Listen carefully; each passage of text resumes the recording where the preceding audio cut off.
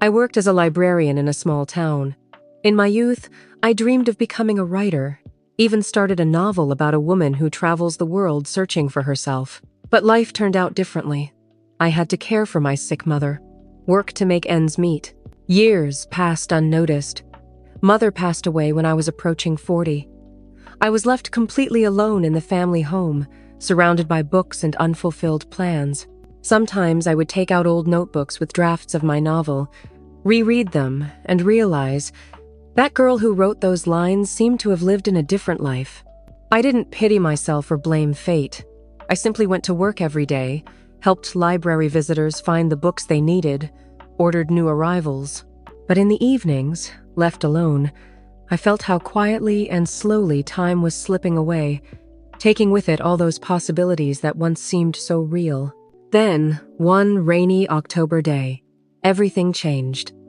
I was sorting new arrivals when I heard quiet footsteps. I looked up. Before me stood a man about 50 years old, with graying temples and attentive eyes. We hardly ever had such visitors. Usually, school children came for textbooks and elderly women for romance novels. He asked about books on travel. Not guidebooks, but personal stories of people who searched for something on the road. My heart strangely tightened. That's exactly what my unfinished novel was about. I silently led him to the right shelf, took out several books. Our fingers accidentally touched when I handed him a volume of Steinbeck. He held his gaze on my face and asked if I had traveled myself.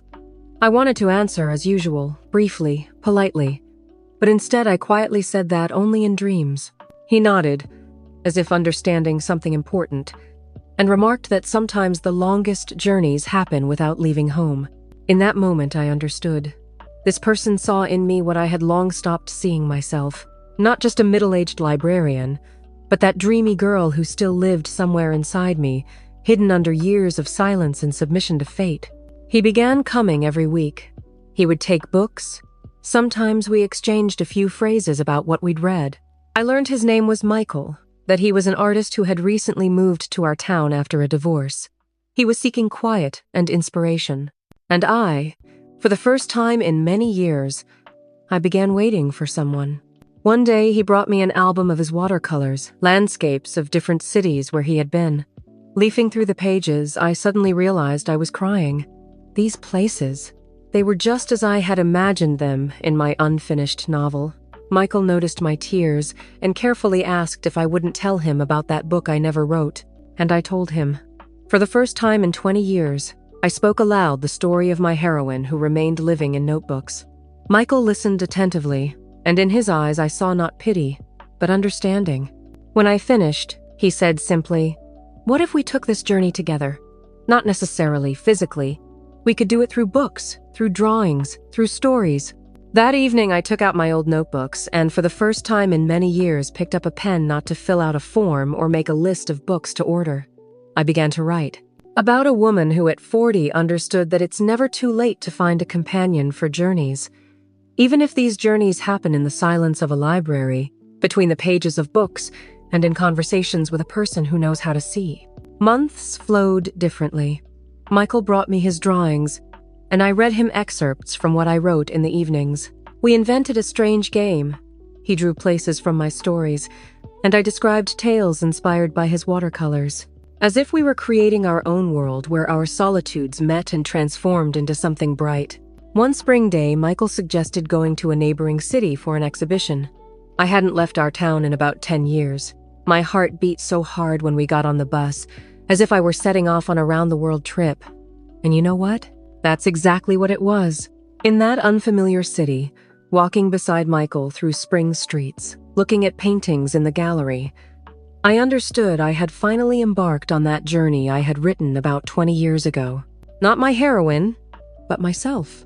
That evening we sat in a small cafe, and Michael told me he wanted to publish a small book, my stories with his illustrations. Just a few copies. For ourselves. For friends. I looked at this man who had returned my dreams to me, and understood. Sometimes life gives us a second chance not when we expect it, but when we're ready to accept it. Now our little book sits on the shelf in the library. Sometimes someone takes it, leafs through it, and I work as before, but now I know every day can bring an encounter that changes everything. You just need to know how to see. A year has passed since that first trip. Michael moved into a house across from the library, an old building with a studio on the second floor from where our windows are visible. Sometimes I lift my eyes from books and see him drawing, and my heart fills with quiet happiness. We're not rushing. At our age, there's nowhere to hurry. We've learned to value every moment. In the evenings, we walk through streets familiar since childhood, and I discover my hometown anew. Michael shows me the play of light on old facades, and I tell stories of houses, their residents whom I remember from when I was a girl. It turns out you can travel without leaving the place where you were born. You just need a companion who helps you see the familiar with different eyes. Recently, a young woman with a child approached me. She had taken our book and said the stories helped her get through a divorce, believed that life doesn't end with a failed marriage. My breath caught. I never thought my words could help someone. Michael was right. Sometimes the most important journeys happen through books, through other people's hearts. Yesterday, Michael and I began working on a second book, this time about how two lonely middle-aged people found each other and understood that real life can begin at any age. He draws portraits of people in our town, and I write their true stories, about the saleswoman in the bakery who married her school friend at 50, about the mechanic who discovered a talent for poetry. It turns out there are so many untold stories around us. And I've been working in the library for almost 30 years and only now understood books aren't only on shelves. The most amazing books are written by life itself. You just need to learn how to read them.